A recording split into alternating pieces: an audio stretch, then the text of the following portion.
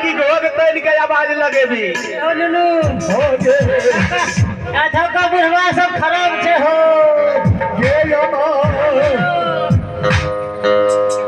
कहे छे नुनु त भोग भाड़ दै छिया के छिया ये अरे बाप लखी माई छे गे ये लखी माई बोला नुनु हमें पता है तो हमरा पूछ ले गे की करे लेल छ बाबू गे लखी माई बोला बाबू अच्छा लखी माई गे बोला मरर बाबू भक्त ज्योति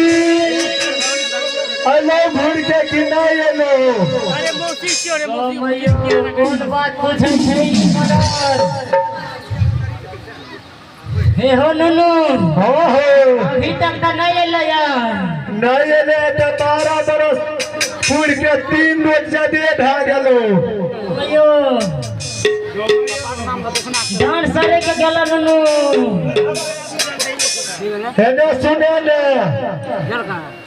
गे लखी माई हां बोला नुनु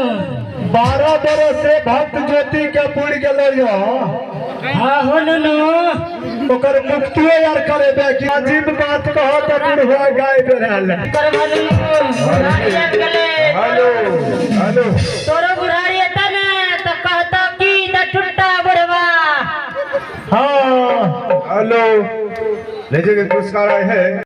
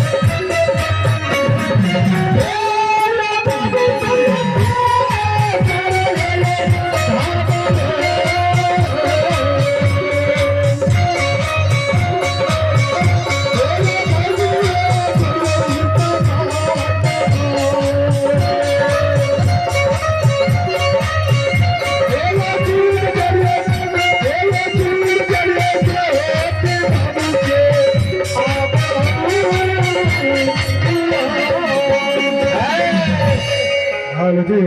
हाल